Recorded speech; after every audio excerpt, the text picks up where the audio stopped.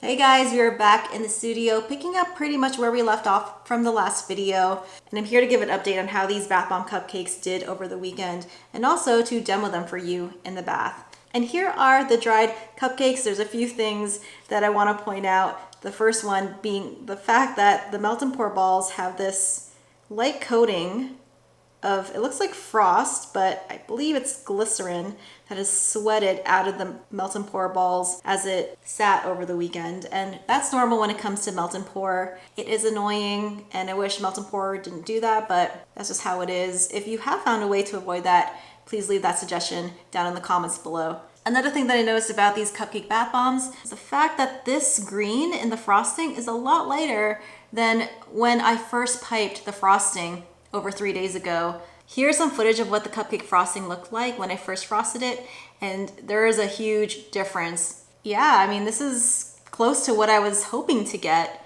so this is a pretty good outcome. In terms of the bath bomb base itself, it's pretty solid. You can see I'm holding it with my hand. I would feel pretty confident shipping this. The frosting itself has solidified. It does feel soft when I press into it, but it's dry. This frosting is not gonna get super rock hard, which is what I want. I want the customer to be able to crumble it up easily to create that bubble frosting in the bathtub when they use it. So this consistency works really well for me. And the frosting tops themselves are stuck to the bath bomb cupcake, which is awesome. But you can stick them back by putting a little bit of melt and pour on the cupcake base and then popping the frosting back on top. But other than those two things, these bath bomb cupcakes turned out so cute. And the only thing left to do at this point is to demo them and show you how they're used. You can see that I created also these frosted tops without the base over here, and I was wondering if that could be a product idea, just selling the frosting, since it technically is a solid bubble bath. So let's see how this guy performs in the tub. Hello, we are in my bathroom. I've got my bath cupcake here, looking so cute. So this guy has three components. We have the melt and pour soap ball on top, we have the bubble frosting in the middle, and then the bath bomb cupcake base at the bottom. And as sad as it's going to be to do this, I'm going to have to pull this guy apart to demo it for you. People say all the time that my soap is too pretty to use. I don't even know how I'm going to get people to use this because this is definitely much, much prettier than any soap bar that I've made. So first we're going to pop off the melt and pour ball. Just pretty stuck on there. Pop. And I'll show you how well it suds up. Add some water. So here is the melt and pour soap ball. That lathers up pretty nicely, actually. Oh, and that pear Prosecco smells amazing. So when you're in the bath, you can use this little guy to soap up. So to remove the frosting top, you just pull it off like that. This is what the top of the bath bomb looks like. And here's the frosting. Let's see how this guy performs in the water. Here's the bath bomb. And here we go. Oh, it floats.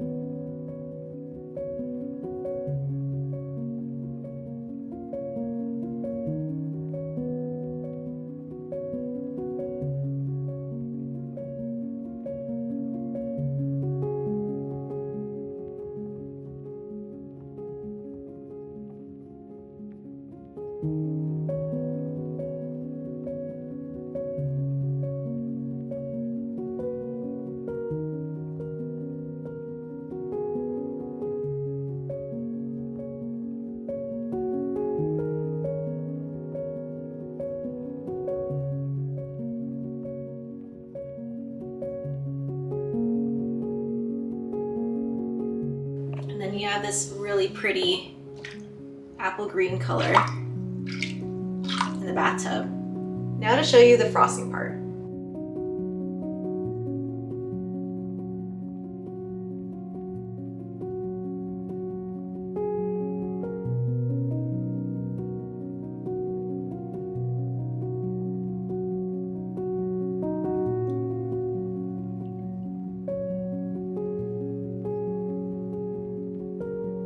And there are the bubbles that you get from that bubble frosting. That with the bath bomb, that looks like one inviting bath. And it smells so good. So I'm gonna do just that and jump in.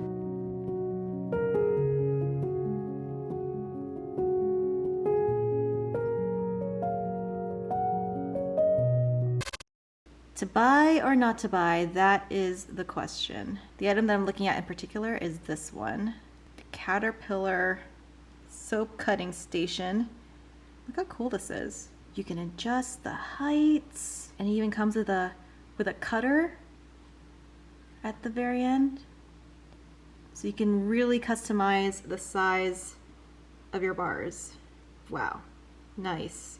I saw this cutter in action when I went to the conference, and I split that giant slab of soap with Adiane Arsenault, and I thought it was really, really neat. When I reopen my business, I'm hoping to scale it, and I'm gonna need the tools to do that. I already have the slab mold. Now I just need the log splitter.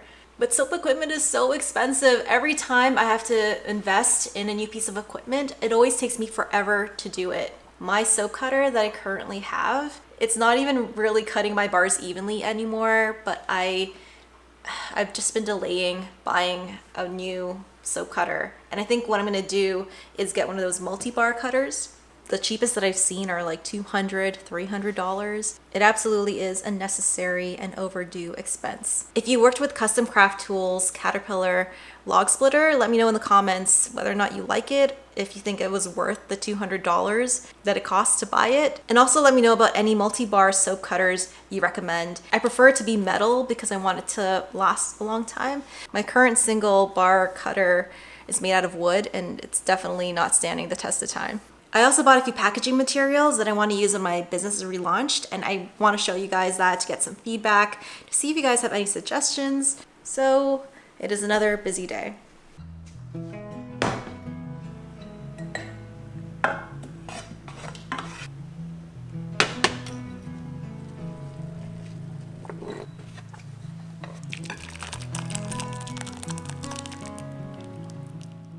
I made this New England clam chowder from scratch, and I love it so much.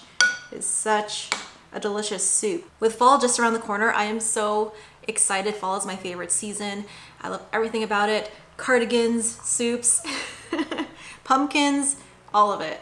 It's been really fun planning out the month of September.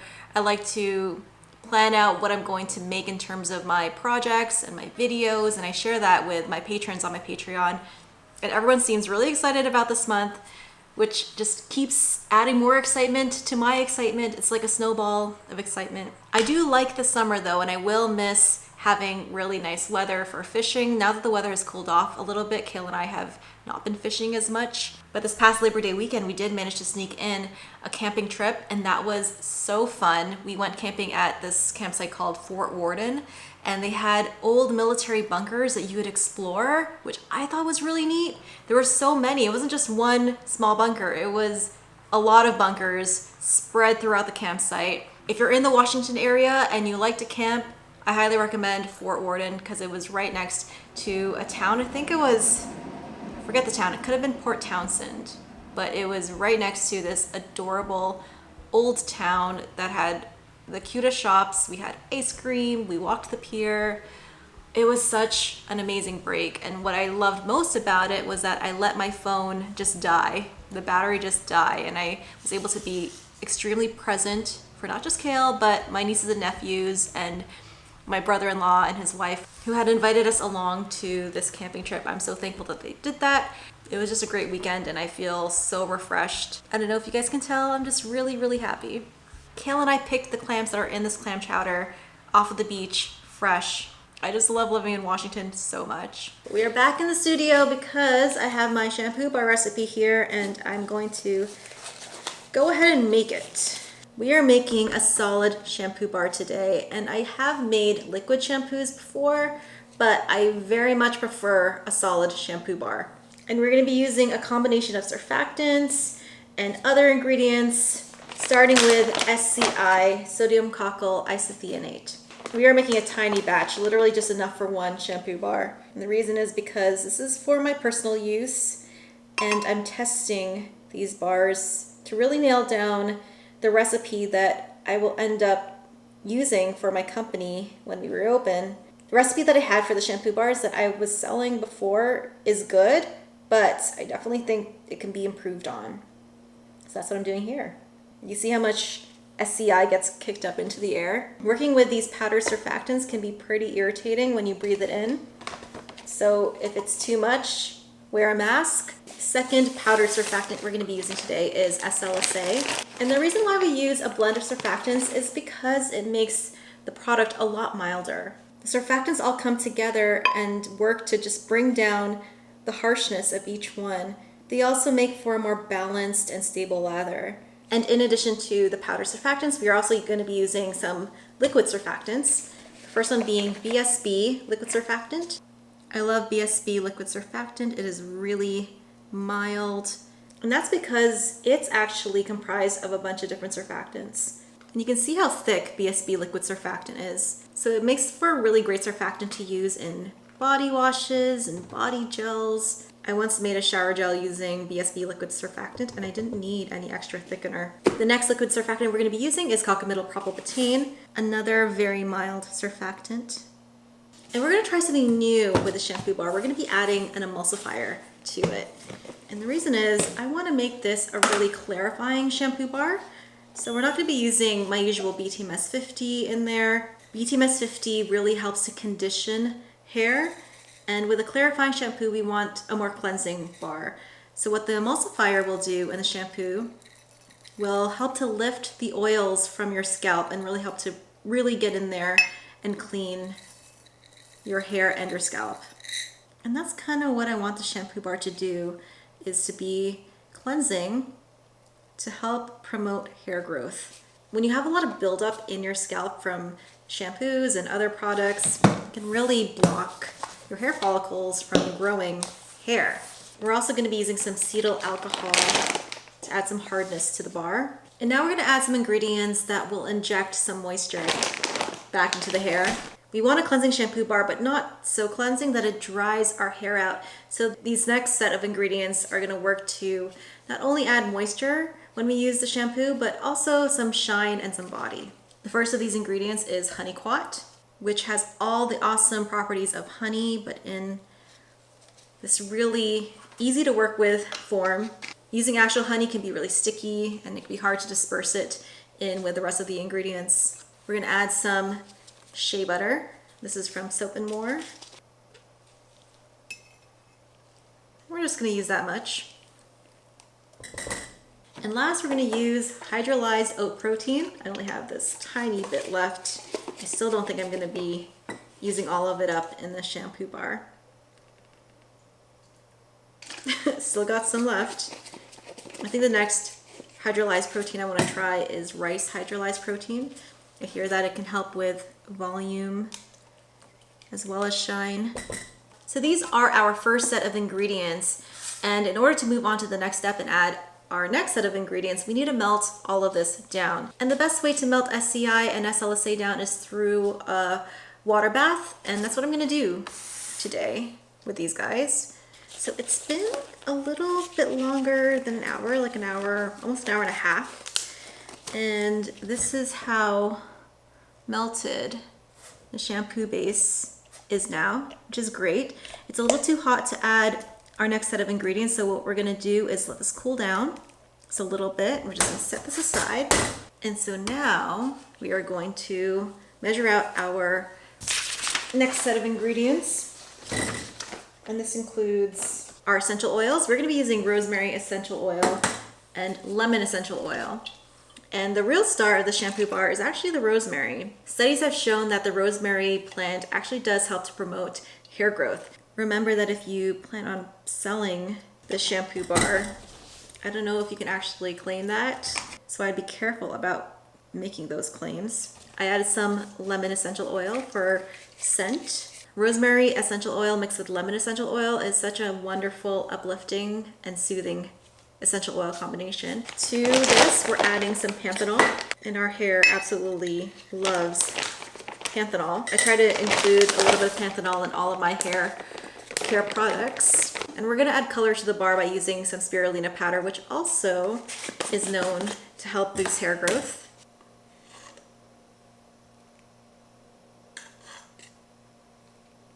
And last, we're going to be adding some Optifin Plus as our preservative.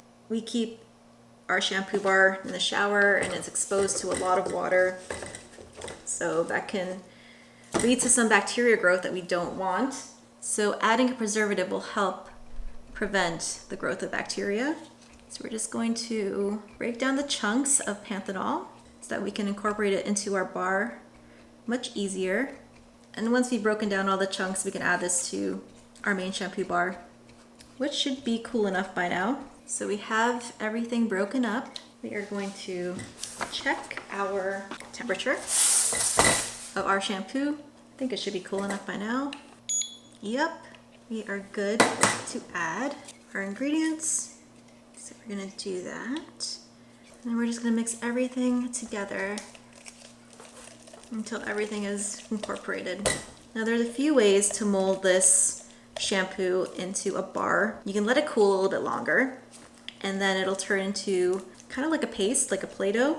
And then you can use a press like the bath bomb press to press it into a bar. Or when it's softer, you can pour it into a mold.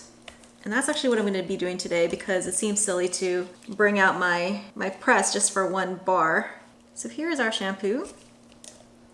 We are going to do our best to get this all into our mold. For my face wash video, a lot of you asked me whether or not I pH tested that face wash. I did. I didn't show it on camera, but for those curious as to what the pH is of this shampoo bar, I tested it and it's sitting at about 5.9. You don't really want it to go above 6. Any shampoo that goes on either side of the pH scale can damage hair, so this is actually a very important step to do. And even though I have tested it, I think it's an important step for you guys at home if you're going to try this recipe to also test it just to get the hang of it. We're going to be using this succulent mold by Bramble Berry, which I got from their Desert Romance collection. And I think they used this mold to make shampoo bars on their website too. So you can go check out their recipe to make a shampoo bar using this mold. I'm going to just glob it in.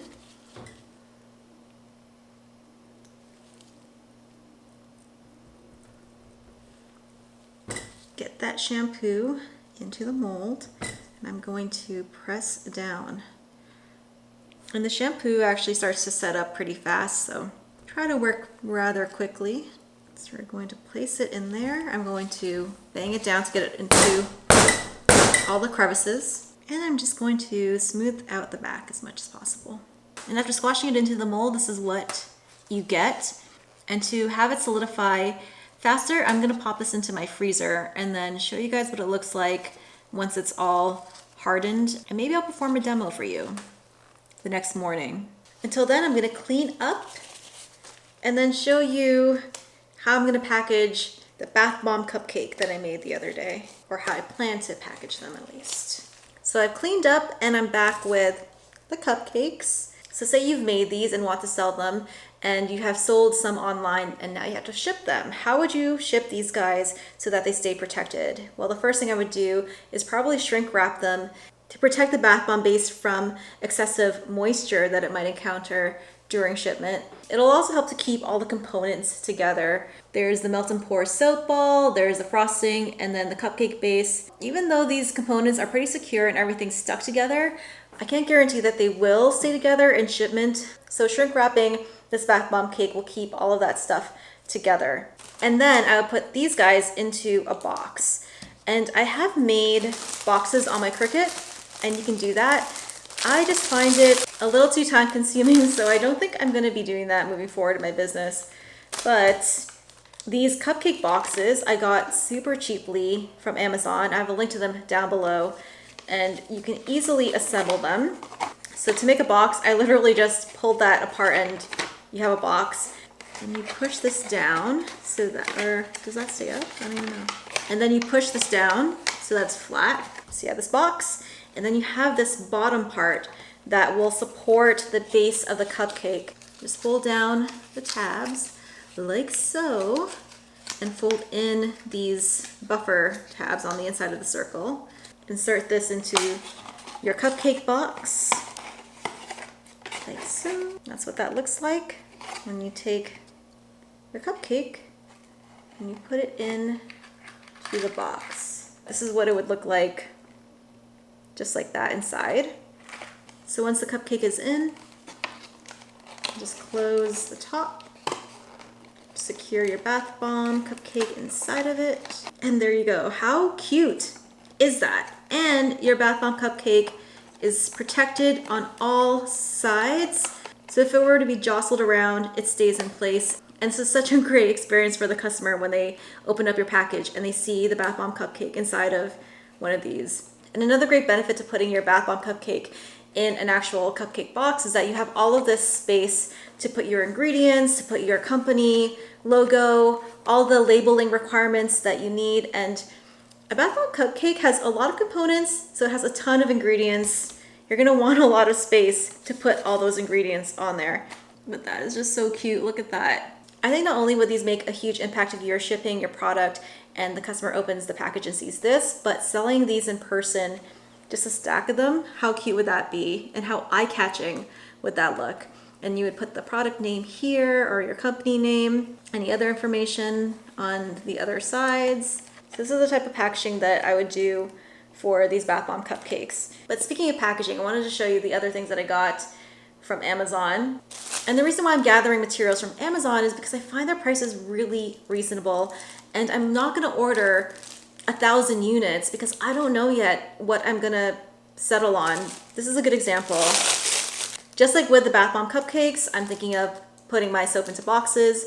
I bought these boxes from Amazon, and this is what the box looks like assembled. And here's my soap. These are, I think my soap is just about too big by just the tiniest little bit. So I would have to either shave some of the soap off here so that it could slide in better, or just take maybe 100 grams, 200 grams off of my recipe, and that would allow the soap to fit into these boxes. But I'm not 100% decided on anything yet, so I'm still in the testing phase, trying to see what works. But I think these boxes are pretty cool and they're really affordable. A link to this is down below. I also got these paper bags from Amazon to possibly ship my bath bombs in. And I'll show you how I do that once I make some bath bombs and how that looks. I've also put in a lot of thought as to who my target customer is, who exactly I'm selling to. Just trying to come up with that specific avatar that I can build my brand around. So far, I believe my ideal customer is someone who likes colors and fun scents and glitter, but that is nowhere near specific enough. So that's what I've been busy with for the past couple of months while my business is in hiatus. So far, I've been loving the research and development that I've been doing. I'm really excited for you guys to see how it all comes together. But even then, even after I've launched, I'm still gonna be making adjustments. I'm still gonna be making observations because at the end of the day, I don't know if something will work until I execute it. And if it doesn't work, then there's still more thinking involved and more adjustments I'll have to do. To start a business means to be okay with changing things up, with experimenting, with trying new things, and being honest with what's working and what isn't. So here is the solidified shampoo. It took about half an hour to get solid in my freezer. And to pop it out, just pull the sides of the mold, pull the sides. It can be kind of slippery when you first take it out of the freezer. And then just kind of push from the bottom until it's free. And then you have a beautiful shampoo bar. And one of the reasons why I like the succulent silicone mold is that whatever you pop out of there will have these nice ridges, which can really get into your scalp and help not only massage it, but cleanse and clarify any of the dirt and oils that you have stuck in there. I'm gonna let this dry out and get even harder overnight, and then I'm gonna test it for you guys tomorrow. Oh, it smells so nice. I can't wait to use it.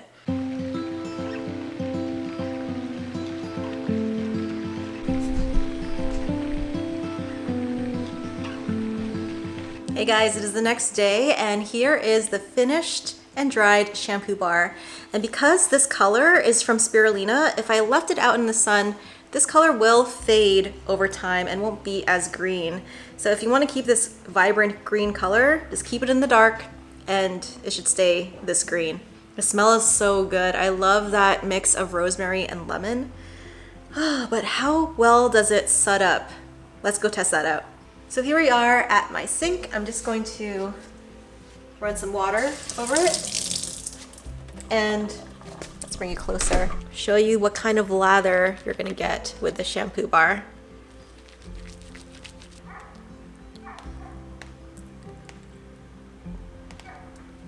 You can see that you get a really beautiful foam that will really work to clarify and cleanse your hair. And look how pretty that is, even all sudsed up. I'm really excited to start using this in the shower and test it out. Oh, that smell is so good. If you want the recipe and steps for the shampoo bar, you'll find that on my Patreon, which is linked down below. Thank you to everybody who chooses to support me on there. You guys are so amazing. But I think this is where I'm gonna end the vlog today. If you enjoyed this video and want to see me create more stuff, don't forget to subscribe. And until the next video, keep smiling, keep being awesome, and I'll see you in the next one. Bye guys.